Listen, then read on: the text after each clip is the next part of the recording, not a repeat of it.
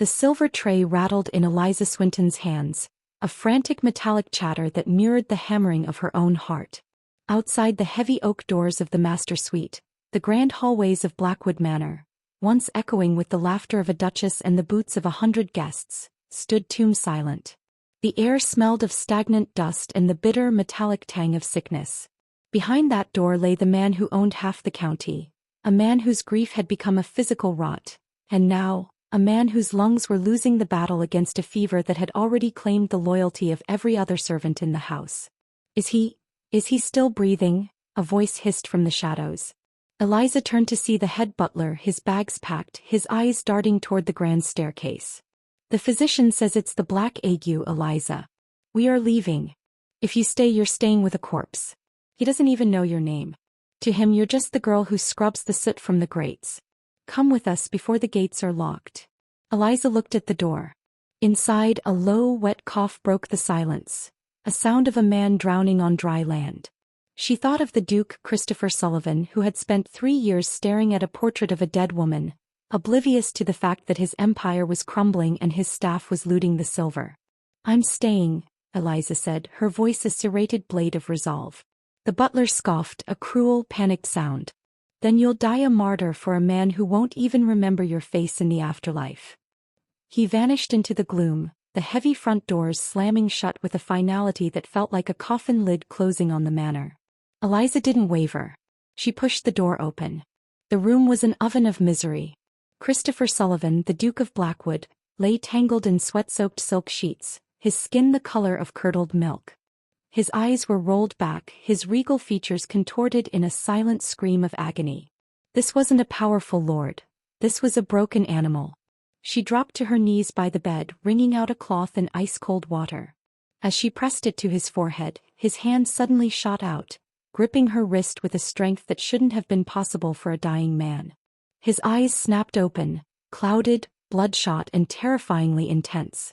Why? He wheezed, the word tearing through his throat like broken glass. Why are you still here when the world has ended? Eliza leaned in, her breath hitching. She had a secret, a reason for being in this house that went far beyond cleaning floors. But as she looked into the Duke's hollowed soul, the mystery of her own past collided with the urgency of his survival. Because, Your Grace, she whispered, her voice trembling but certain, your destiny isn't finished yet. And neither is mine. Hello to every single one of you tuning in today. I am so incredibly moved to have you here at the start of this journey. Whether you're watching from a rainy apartment in London, a sun-drenched porch in Texas, or anywhere across the globe, thank you for sharing your time with me. How are you all doing today? I truly hope you're feeling inspired and ready for a story that explores the very depths of the human heart. If you're new here or if you've been a long-time listener but haven't quite made it official yet, could I ask you to hit that subscribe button and join our community? We're building something special here, a place for stories that stay with you long after the screen goes dark. Your support truly means the world and helps us keep these narratives alive. The mansion didn't just feel empty, it felt haunted by the living. As the fever raged through Christopher Sullivan, the Duke of Blackwood, the silence of the estate became Eliza's only companion. She didn't just scrub floors anymore. She became the beating heart of a dying empire. Every morning, Eliza Swinton woke before the sun, her muscles aching from sleeping on a hard wooden chair pulled up to the Duke's bedside. She was a woman of quiet, rhythmic grace, but beneath the charcoal-smudged apron lived a mind that was constantly calculating. She wasn't just a maid, she was a survivor. Eliza had arrived at Blackwood 2 years ago with nothing but a forged recommendation and a silver locket she kept tucked beneath her corset.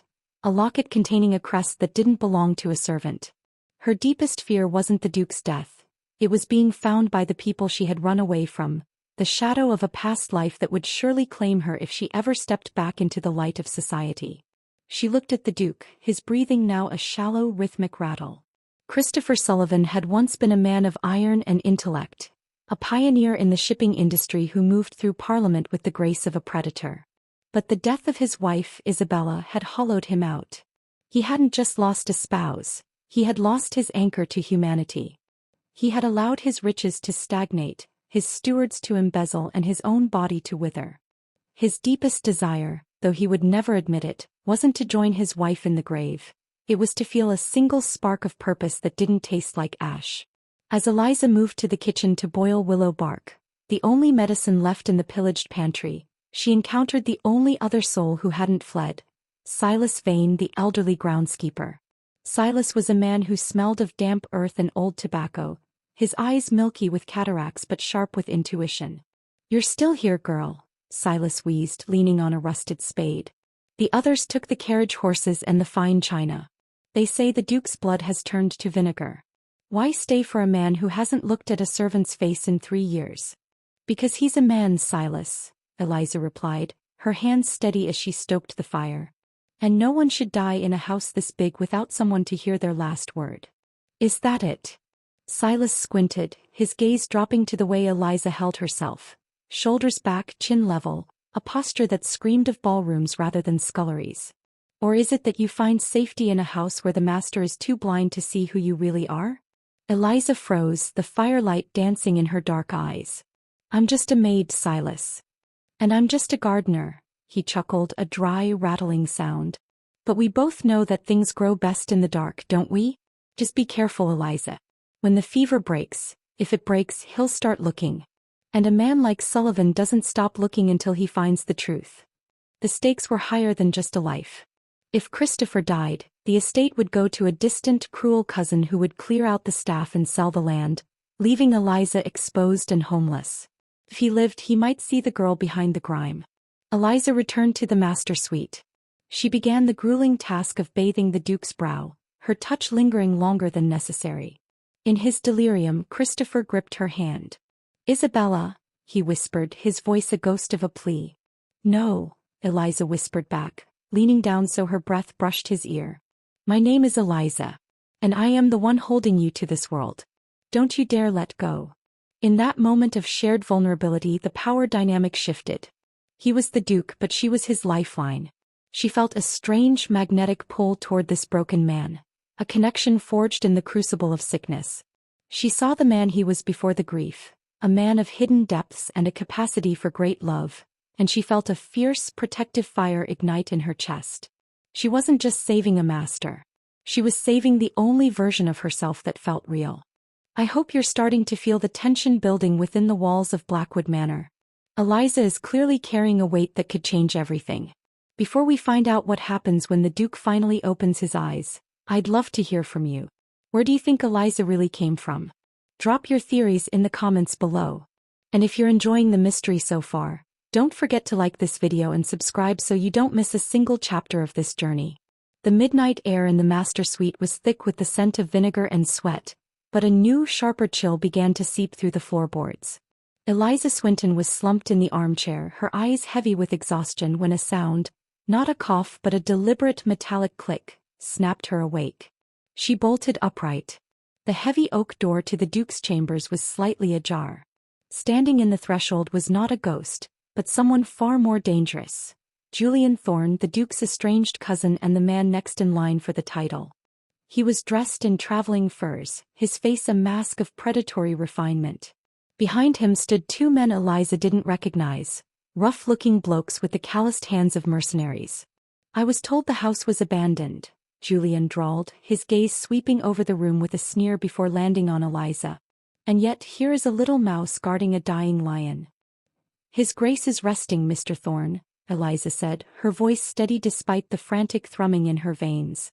She stepped between the bed and the intruders, her small frame a frail shield for the unconscious Duke. "The physician forbade visitors." "The physician is halfway to London, girl," Julian countered, stepping into the room.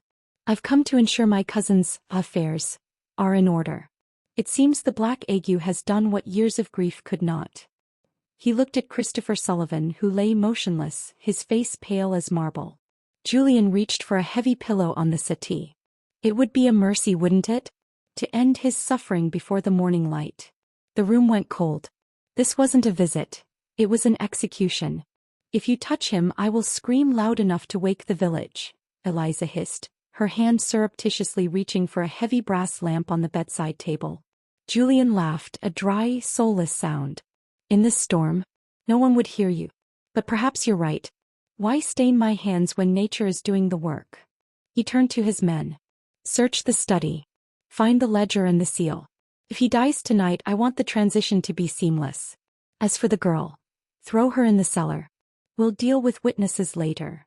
As the men lunged for her, a low, guttural growl vibrated through the room. It didn't come from Eliza.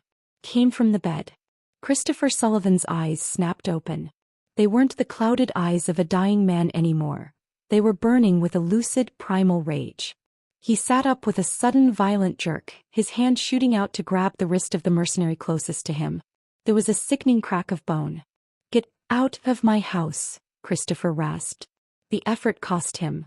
Blood began to trickle from his nose, and his chest heaved with agonizing labor, but the authority in his voice was absolute. The mercenaries recoiled, startled by the sudden resurrection of a man they thought was a corpse.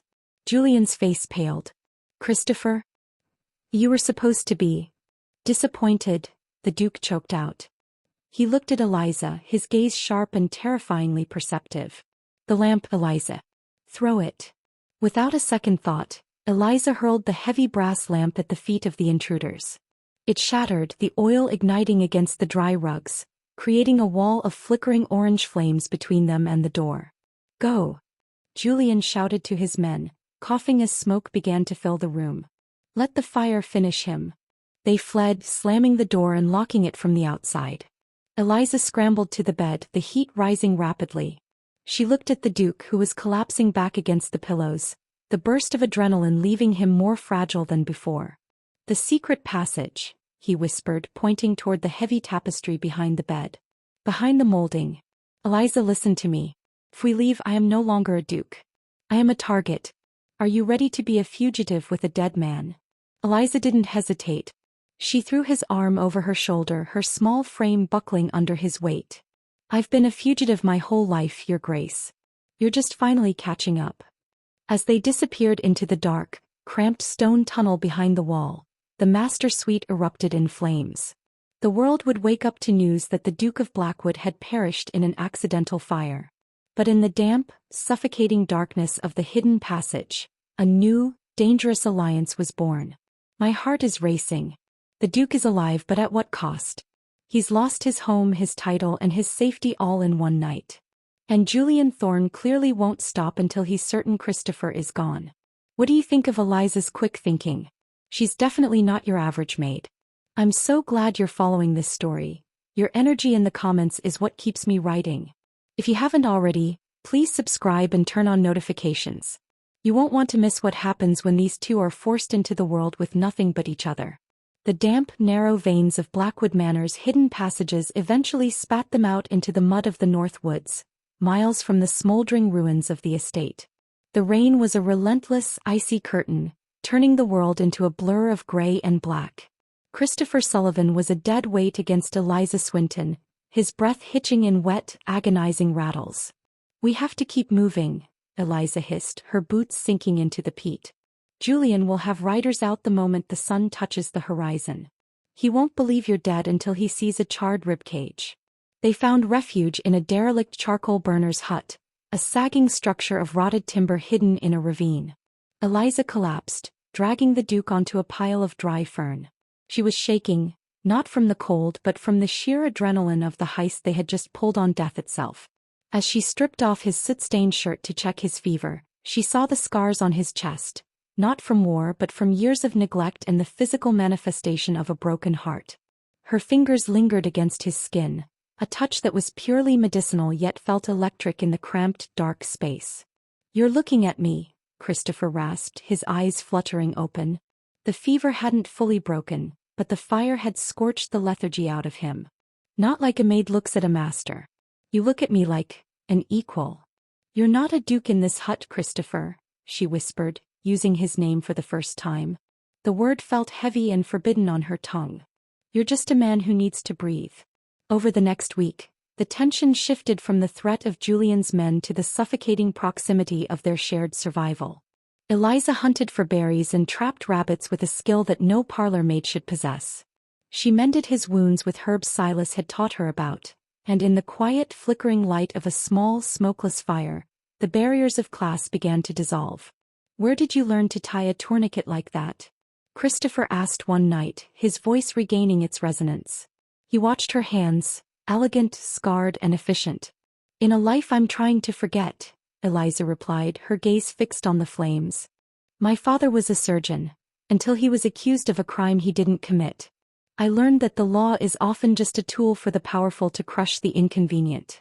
Christopher reached out, his hand covering hers. His palm was calloused now, the softness of nobility replaced by the grit of the woods. I was one of those powerful men, Eliza. I looked past people like you for years. I thought my grief gave me the right to be blind. The attraction between them was no longer a spark. It was a slow-burning fuse. Every brush of a hand, every shared crust of bread, felt like a betrayal of the world they had come from and a promise to the one they were building. But the mystery deepened. While scouting the perimeter, Eliza found a wanted poster nailed to a distant fence. It wasn't for the Duke. It was for a woman named Eliza Sterling, accused of high larceny in a southern province. The sketch was crude, but the eyes, defiant and soulful, were unmistakably hers. She crumpled the paper, her heart turning to lead. If she told Christopher the truth, would he see her as a criminal? If she didn't, was their growing connection built on a lie? The tension peaked when they heard the baying of hounds in the distance.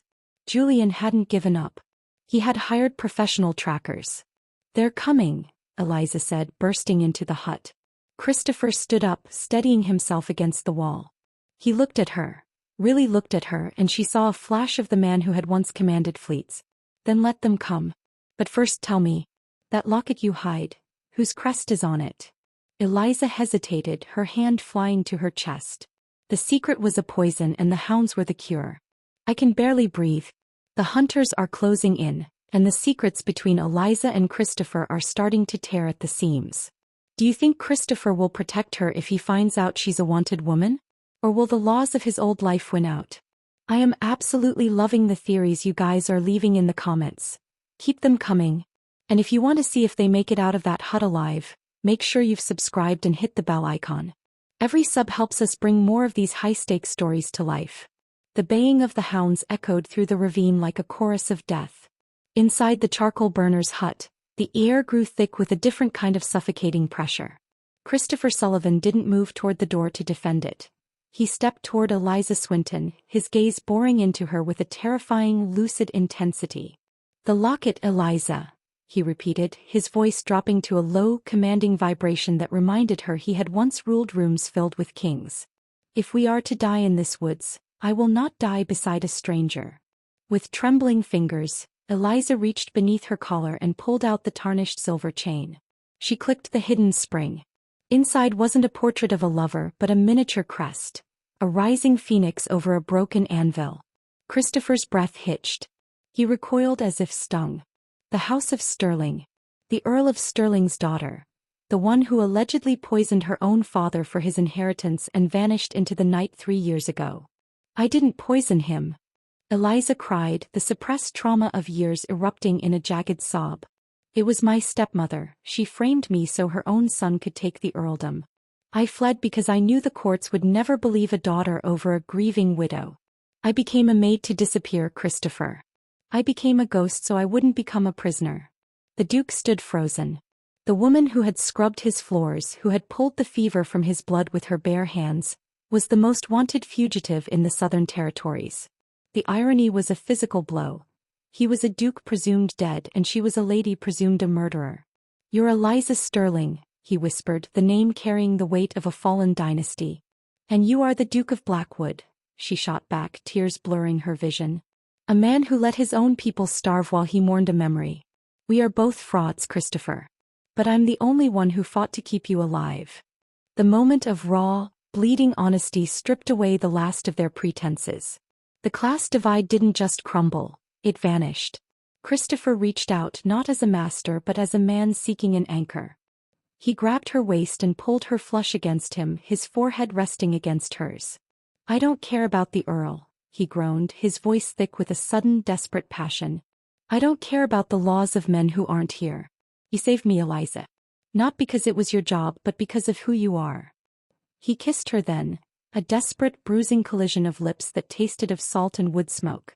It was a seal of a new, dangerous covenant. In the middle of a manhunt, surrounded by enemies and lies, they found the only truth that mattered. They belonged to each other. But the moment was shattered by the splintering of wood. The door of the hut flew off its hinges. Julian Thorne stepped into the cramped space, a heavy pistol leveled at Christopher's heart. Behind him, his mercenaries filled the doorway, their torches casting hellish shadows on the walls. "What a touching tableau," Julian sneered, his eyes gleaming with a sick triumph. "The dead Duke and the murderous Maid. I must say, Christopher, your taste has improved since Isabella. But it's a shame. I came here to kill a cousin, and it seems I've found a way to earn a bounty on a fugitive lady as well." Julian didn't just want the estate anymore. He saw the way Christopher looked at Eliza, the protective stance, the fire in his eyes. He realized that killing Christopher wasn't enough. He had to destroy the thing that had brought the Duke back to life. "Ties her up," Julian commanded his men. "And as for my dear cousin, since the fire didn't take him, perhaps the ravine will." The stakes had reached their absolute zenith. Christopher was no longer just fighting for a title, he was fighting for the woman who had transformed his very soul. "I am shaking." Just when they found each other, Julian has them cornered. The revelation of Eliza's true identity has changed everything. She's not just a maid, she's a lady with a price on her head. What do you think Julian's next move is? Will he turn Eliza in, or is he planning something even more sinister? Let me know your thoughts in the comments. And if you're as invested in this as I am, please subscribe and give this video a like. It really helps us keep these stories coming to you. The world turned into a blur of violence and cold mud. Christopher fought like a man possessed, his weakened body fueled by a primal protective instinct, but the odds were insurmountable. A heavy pistol but slammed into the side of his head and the world went black. When Eliza's vision cleared, she was no longer in the hut. She was shoved into the back of a moving carriage, her wrists raw and bleeding from tight hemp ropes. Through the small, barred window she saw the silhouette of Blackwood Manor in the distance, or what was left of it. The east wing was a blackened skeleton against the moonlit sky. But she wasn't going to the manor. The carriage was heading south toward the jagged cliffs of Deadman's Reach. "Christopher," she screamed, her voice cracking. "The Duke is currently being fitted for a weighted suit of chains." Julian's voice came from the opposite bench. He was calmly cleaning his fingernails with a pocket knife. "He'll be dropped into the Blackwood Lake. By the time anyone thinks to look for him, the silt will have buried the Duke forever. As for you, Lady Sterling, I've decided the bounty is far less valuable than your silence." He leaned forward, the scent of expensive tobacco and malice filling the small space. "I'm not turning you in to the authorities. If you're alive, you're a threat. If you're dead at the hands of the law, there's a paper trail. But if you accidentally fall from the cliffs while fleeing the scene of your master's murder, well, that's just a tragedy." The despair hit Eliza like a physical weight. For the first time in her life, her resilience faltered. She had survived the loss of her father, the betrayal of her family, and the grueling life of a servant. But the thought of Christopher, cold and alone in the depths of the lake, broke something inside her. She felt the hollow ache of a future that had been snatched away just as it began to bloom. She looked at her bound hands. She had no tools, no weapons, and the man she loved was facing a watery grave. "You're a monster," she whispered. "I'm a businessman, Eliza. And business is about removing liabilities." The carriage lurched to a halt at the edge of the cliffs. The wind howled like a banshee, spraying salt and mist through the cracks in the door. Julian's men dragged her out, the precipice only feet away. Below, the Atlantic surged against the rocks in a violent, churning white foam. Eliza looked back toward the woods, her heart crying out one last time for the man who had called her an equal. She felt the cold barrel of a pistol press against the base of her skull. This was it. The end of the House of Sterling, the end of the Duke of Blackwood, and the end of a story that had barely reached its second chapter. "Any last words for the Duke?" Julian sneered, his finger tightening on the trigger. Eliza closed her eyes, picturing Christopher's face in the firelight of the hut. "He's already more of a man than you'll ever be," she whispered. The hammer clicked back. The sound of the waves drowned out everything else. In that moment of absolute hopelessness, Eliza felt the cold spray of the ocean and realized that death wasn't the worst thing. The worst thing was that the world would never know the truth of the man Christopher Sullivan had become. "I can't believe we're here. Everything feels like it's falling apart. Christopher is being drowned, and Eliza is seconds away from a fate just as grim. My heart is actually pounding writing this." Do you think there's any way out for them? Can Christopher survive the lake? I need to hear your theories in the comments right now. This is the moment where we see what these characters are truly made of. If you're rooting for them to find a way back to each other, please subscribe and stay tuned. We cannot leave it like this. The hammer of Julian's pistol clicked, a hollow, terrifying sound that signaled a misfire.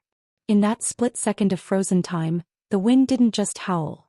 It screamed with the sound of a horn. A shadowy figure lunged from the brush at the cliff's edge, swinging a heavy iron shovel with the force of a falling oak. It was Silas Vane. The old groundskeeper whom everyone had dismissed as a blind relic, had tracked the carriage through the mud he knew better than the back of his own hand. "Not on my soil, you snake!" Silas roared. The shovel caught the mercenary holding Eliza square in the chest, sending him reeling toward the edge. In the chaos, Eliza didn't wait for a second chance. She threw herself sideways, her bound hands acting as a club as she slammed her weight into Julian's knees. He buckled, the pistol flying from his hand and skittering toward the abyss. "The lake, Eliza!" Silas shouted, parrying a knife thrust from the second mercenary. "They're at the old stone pier. Go!" Eliza didn't look back. She ran. Her lungs burned like they were filled with hot coals, and her feet bled through her thin slippers. But the image of Christopher sinking into the dark water gave her a strength that was no longer human. She reached the stone pier just as two men were heaving a heavy weighted sack into the black mirror of the Blackwood Lake. Splash! The sound shattered the night. The men turned, but Eliza didn't stop to fight. She dived. The water was a shock of liquid ice that threatened to stop her heart instantly. She pushed through the paralyzing cold, her eyes straining in the murky depths. She saw him, a dark shape sinking rapidly, anchored by a heavy iron chain looped around his waist and a stone mounting block. She reached him 10 feet down. Christopher's eyes were open, staring up through the water, his lungs surely at their limit. Eliza fumbled for the small, sharp paring knife she had tucked into her bodice days ago in the hut, the one thing Julian's men had missed. With frantic, numbed fingers she sawed at the ropes binding his hands. The rope frayed. Snapped. Christopher grabbed the knife, his movements sluggish but determined, and hacked at the leather strap holding the weight to his waist. With one final, desperate thrust, the weight fell away, disappearing into the silt. They breached the surface together, gasping for air in great, heaving sobs that sounded like life itself returning to the world. Eliza dragged him toward the reeds, her fingers digging into his waterlogged coat. As they crawled onto the muddy bank, Christopher coughed up a lungful of lake water, shaking violently. He looked at Eliza, drenched, bleeding and fierce, and he saw not a maid and not even a lady but his savior. "You came back," he choked out, his voice a raw rasp. "I told you," Eliza breathed, pressing her forehead against his cold, wet cheek. "Your destiny isn't finished. And neither is mine. We don't hide anymore, Christopher. We take it back." In the distance, the dawn began to bleed a pale, bruised purple over the horizon. The turning point had arrived. They were no longer the hunted, they were the reckoning. Christopher stood up, his legs shaky but his gaze turning to cold, hard flint. "Silas has the carriage," Christopher said, his voice regaining the iron authority of the Duke of Blackwood. "We're going to the village. We're going to the magistrate. And we're going to show them that the Duke and the lady are very much alive. They made it. My heart can finally stop racing for a second." Seeing Eliza dive into that freezing water to save Christopher was everything. But the fight isn't over yet. They have to reclaim the estate and clear Eliza's name before Julian can flee or finish what he started. What do you think of Silas being the secret hero? He's been watching over them this whole time. I want to see your "Go Silas" comments below. And if you're ready for the final showdown where justice is served, make sure you're subscribed. You do not want to miss the climax. The village of Blackwood was stirring in the gray light of dawn when the mud-caked carriage thundered into the square. It didn't stop at the tavern or the doctor's house. It screeched to a halt in front of the town hall, where the High Magistrate, Jameson Halloway, was just arriving to begin the day's business. The door to the carriage burst open and out stepped a ghost. Christopher Sullivan looked like he had crawled out of the mouth of hell. His clothes were shredded, his face was bruised, and his hair was matted with lake silt. But as he stood tall, the sheer, crushing weight of his presence made the gathered townsfolk drop their baskets in shock. Behind him stepped Eliza Swinton, her chin tilted high, her eyes burning with a regal fire that no maid's uniform could ever suppress. "Magistrate Halloway." Christopher's voice rang out like a cathedral bell, silencing the whispers of the crowd. "I believe you were preparing to certify my death. I suggest you put down the pen and pick up a pair of shackles." At that moment, a second carriage arrived, carrying a frantic Julian Thorne. He had rushed to the village to finalize the transition of the title, unaware that his prey had survived the depths. He stepped out, his face turning the color of ash as he locked eyes with Christopher. "It's impossible," Julian stammered, his hand instinctively reaching for the concealed knife in his coat. "The only thing impossible, Julian, was your belief that I would stay in the dark," Christopher said, walking toward him with the slow, deliberate pace of a predator. "You tried to murder a peer of the realm. You tried to execute a woman whose blood is more noble than yours will ever be." Julian saw the crowd turning, saw the magistrate's eyes narrow in suspicion. He played his final, desperate card. "She's a fugitive.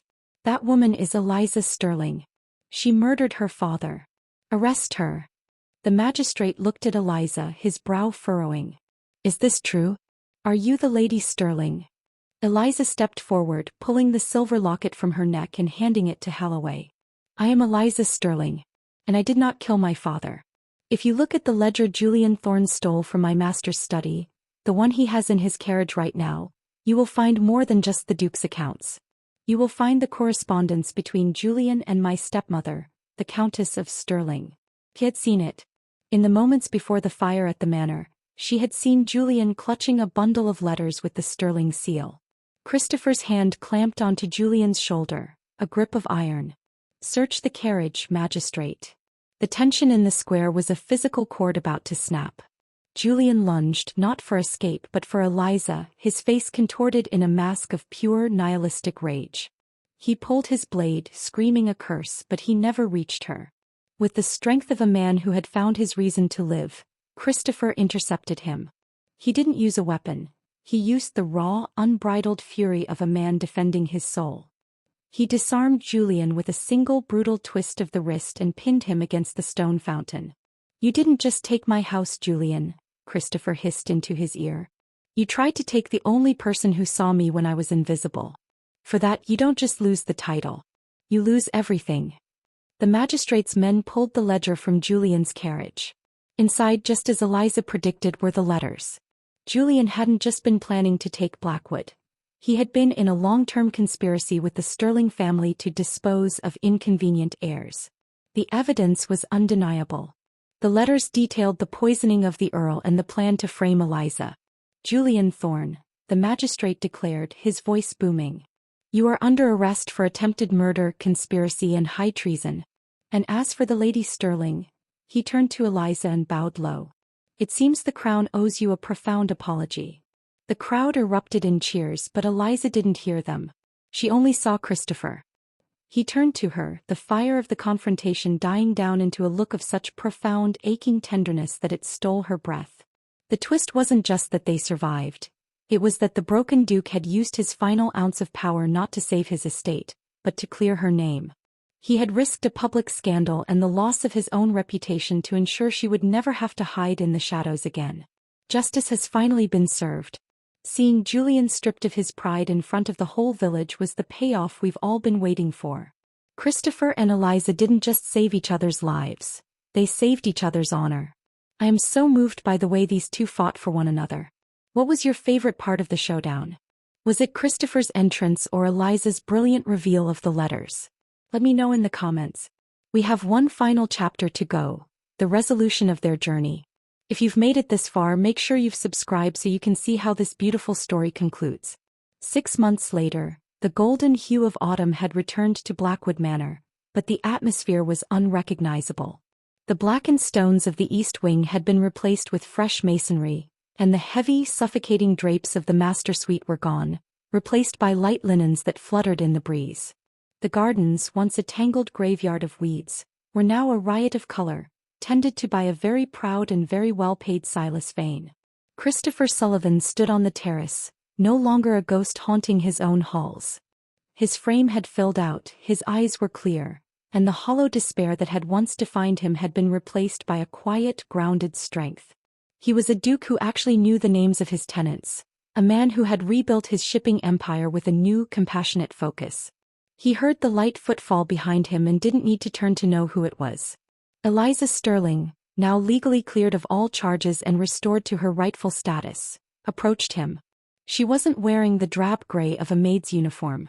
She wore a gown of deep emerald silk, her hair pinned up with the silver locket she no longer had to hide. "The carriage for the Sterling estate is ready," she said softly, leaning against the stone balustrade beside him. "The lawyers have finalized the reclamation. I can go home now, Christopher. I can be the countess I was born to be." A shadow of the old pain flickered in Christopher's eyes, but he suppressed it. He wanted her happiness above all else. "You deserve your home, Eliza. You deserve a life where you don't have to scrub floors or run from shadows." Eliza looked out over the sprawling green hills of Blackwood. "It's strange. For 3 years all I wanted was my name back. I thought that once I was Lady Sterling again I would feel whole." She turned to him, her eyes shining with an unmistakable truth. "But I realized something while I was pulling you out of that lake. I wasn't just saving a duke. I was saving my home. My home isn't a house in the south, Christopher. It's wherever you are." Christopher's heart, once frozen in grief, felt a surge of warmth so intense it brought him to his knees, figuratively and then quite literally. He took her hand, his voice thick with emotion. "Then don't go," he whispered. "Stay here. Not as a maid and not just as a lady. Stay as my partner, my equal, and the Duchess of Blackwood. I spent years mourning a past I couldn't change, but you gave me a future I never dared to dream of." Eliza smiled, a radiant, tearful expression that lit up the entire terrace. "I think I can manage that. But on one condition." "Anything," Christopher promised. "I still get to keep my own set of keys," she laughed softly. "I've spent too much time opening doors in this house to ever be locked behind one again." They embraced as the sun dipped below the horizon, casting a long golden light over the estate. The shadows of Blackwood had finally been chased away, not by wealth or power, but by the unwavering loyalty of a woman who saw a man's worth when he had lost it himself. The duke who had fallen had been raised up, transformed forever by the maid who became his destiny. My heart is so full right now. What an incredible journey we've been on with Christopher and Eliza. From the dark, sickly rooms of the manor to the freezing depths of the lake, and finally to this beautiful, sun-drenched terrace. It just goes to show that no matter how deep the grief or how heavy the secrets, love and loyalty can transform any destiny. I want to thank you all for being here for every word of this story. Your comments and theories made writing this so much more exciting. What did you think of the ending? Should we see more stories about Eliza and Christopher's new life? Let me know in the comments below. If you loved this emotional roller coaster, please subscribe to the channel, give this video a huge like, and share it with someone who needs a reminder that hope is never truly lost.